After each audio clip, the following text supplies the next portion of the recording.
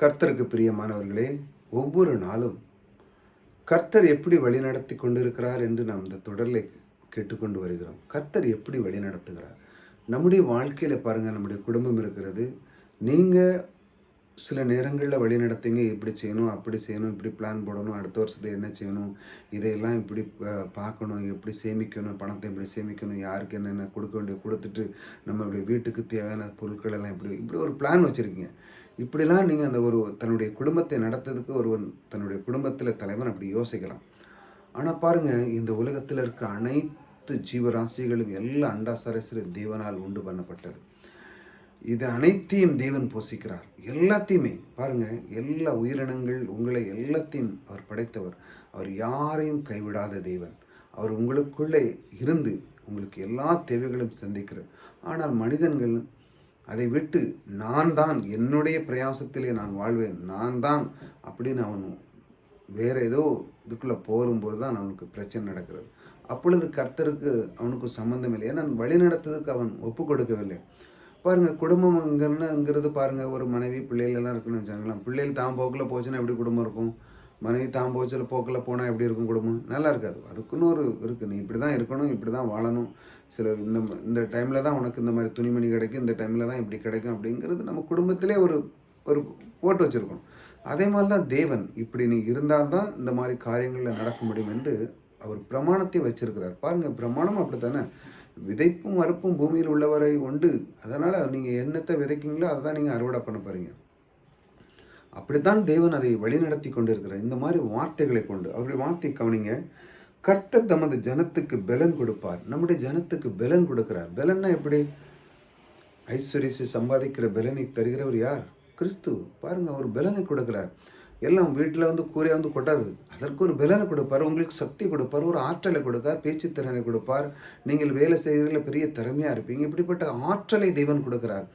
அதிலிருந்து முன்னேறதற்கான அதை நீங்கள் அந்த கரண்ட், அதாவது உங்களுடைய திறமையை நீங்கள் இன்க்ரீஸ் பண்ணும்போது என்ன நடக்குதுன்னா, செல்வங்கள் உங்களை தேடி வருகிறது. நீங்கள் எங்கே போக வேண்டிய அவசியம் இல்லை. ஏனென்றால் உங்களுக்குள்ள அந்த திறமையை நீங்கள் வளர்த்து கொண்டீங்க. இந்த உலகத்தில் அப்படி தான், திறமையானவர்கள் தான் செல்வத்தில் இருக்கிறாங்க செழிச்சு. ஏனென்றால் அவருக்குள்ள ஒரு திறமை இருக்குது, அதை அவர் வளர்த்து கொண்டார்கள். எல்லாருக்குள்ளேயும் ஒரு திறமை இருக்குது. ஒரு திறமையை எடுத்து நீங்கள் அதுக்குள்ளே வளரும் பொழுது அது யாரும் உங்களுக்குள்ள போட்டிக்கு வரவே முடியாது. ஏன்னா நீங்கள் அந்தளவுக்கு திறமையாக இருக்குங்க. யாரும் உங்களை பார்த்து பொறாமப்பட்டாலும் அது அவங்களுக்கு தான் தப்பு வழியே, உங்களுக்கு ஒன்றும் கிடையாது. ஏன்னா உங்கள் மேலே பொறாமப்பட்டோன்னு ஆகப்படும். ஏன்னா நீங்கள் அதற்கான திறமையை நீங்கள் வளர்த்து கொண்டீங்க. தேவன் அதைத்தான் விரும்புகிறார், அதைத்தான் பலன் கொடுக்கிறார். இப்படித்தான் அவர் உங்களை வழி நடத்துகிறார். பாருங்கள், தம ஜனத்துக்கு பலன் கொடுப்பார். கர்த்தர் தம ஜனத்திற்கு சமாதானம் அருளி அவர்களுக்கு எப்பொழுதும் சந்தோஷமா கிருபை எல்லாத்தையும் அவர் அருளுகிறார். எப்பொழுது நீங்கள் கிறிஸ்துவில இருந்து அந்த பலனை பெறும் பொழுது, கிறிஸ்து தான் எனக்கு, அவர் தான் சம்பாதிக்க எனக்கு பலன் கொடுத்துறார், அவர் தான் என்னை ஐஸ்வர்யன் ஆக்கியிருக்கிறார், அவர் தான் எனக்கு சுகத்தை கொடுக்கிறார், அவர் தான் என்னை வழி நடத்துகிறார். இப்படி நாவினால் தினமும் நீங்கள் அறிக்கை பண்ணும்போது உங்களுக்கு என்ன கிடைக்கிது? சமாதானம் கிடைக்கிறது, சந்தோஷம், மகிழ்ச்சி. எல்லாரும் பார்த்து பாருங்கள், அந்த குடும்பம் பாருங்கள் எவ்வளோ அமைதியாக நல்ல சந்தோஷமாக எங்கெல்லாம் போகிறாங்க வாங்க. மற்றவர்கள் பார்த்து பொறாமைப்படுவார். மற்ற குடும்பத்தில் உங்களை பார்த்து பொறாமைப்பட அளவுக்கு உங்களை வைப்பார். ஏனென்றால் நீங்கள் தேவனை அறிந்து, மற்றவர்கள் அறியாதவர்கள் தினமும் சண்டை தான், பிரச்சனை தான், அதுதான் இதுதான், ஒன்றுமே முடியாது, வாங்காது, செய்யாது, வாங்காது. ஆனால் நீங்கள் அப்படி இல்லை. தேவனை அறிந்தவர்கள் எப்படி வார்த்தை உபயோகப்படுத்திங்க? முடியும், கர்த்தரால் முடியாத காரியம் ஒன்றுமில்லை, அவர் எங்களுக்கு ஜெயம் தருகிற எனக்குள்ளே இருக்கிறார். இப்படி வார்த்தைகளை சொல்லும்போது அவர் உங்களுக்குள்ளே இருந்து வழிநடத்தலை நீங்கள் அனுபவிக்க ஆரம்பித்த உடனே அந்த ஆசீர்வாதம் என்ன பண்ணுதுன்னா வெளியே தெரிய ஆரம்பிச்சிருது. வெளியே தெரிஞ்ச ஆனவொன்னு தான் பொறாமப்படா உள்ளத்தில். ஏன்னா ஆசீர்வாதம் உள்ளுக்குள்ளே இருக்க முடியாது, வெளியே தெரிஞ்சே ஆகும். அந்த அளவுக்கு தேவன் உங்களுக்கு அந்த அளவுக்கு சமாதானம் அருள். அவர் சமாதானம் அருளி அவர்களை ஆசீர்வதிப்பார், உங்களை ஆசீர்வதிப்பார். அவருடைய ஆசீர்வாதம் மிகப்பெரியது. இந்த ஆசீர்வாதத்தை நீங்கள் பெற்றுக்கொள்ளணும். ஒவ்வொரு நாளும் நம்முடைய இந்த அருமையான தலைப்பு அவர் எப்படி வழி நடத்துகிறார் பாருங்கள். உங்களை அன்பாக நேசிக்கிறார் பாருங்கள். அவர் என்ன செய்கிறார்? அவர் பலனை கொடுக்கிறார். சமாதான அருள் பலன் ரொம்ப முக்கியம் வாழ்க்கையில். உங்களுக்கு இன்றைக்கி சரீரப்பிரகாரமான ஒரு கர்த்தரை நோக்கி நீங்கள் ஒரு புக் எடுத்து படிக்கினாலும் அதற்கு பலன் தேவைப்படுகிறது.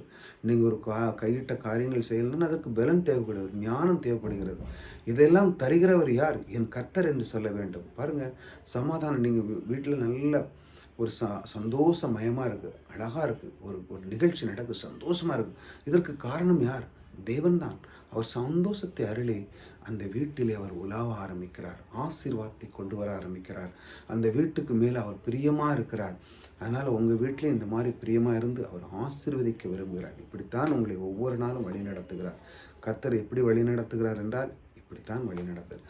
அவர் வார்த்தை கொண்டு உங்களுக்குள்ளே எப்போதும் இப்படி பேசு, இப்படி செய், இப்படி வாழு என்று சொல்லி ஒவ்வொரு நாளும் அவர் வைத்த பிரமாணத்தை நீ அறிந்து கொள் என்று சொல்லி தினமும் உங்களுக்கு கற்றுக் கொடுத்து அற்புதமாக உங்களை வழிநடத்துகிற தேவன் உங்களுக்குள்ளே இருக்கிறார். அதை நீங்கள் அறிந்து கொள்ள வேண்டும்.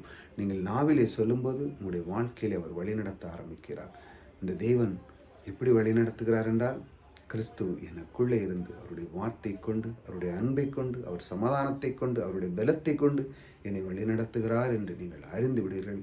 இதை மற்றவர்களுக்கும் நீங்கள் சொல்ல ஆரம்பிச்சிருங்கள்.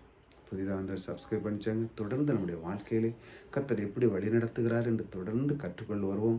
இந்த மாதிரி கற்றுக்கொள்ளும்போது உங்களுடைய வாழ்க்கை மிக சிறப்பாக இருக்கும். கர்த்தர் உங்களோடு கூட இருக்கிறார். கர்த்தர் உங்களை ஆசீர்வதிப்பார்.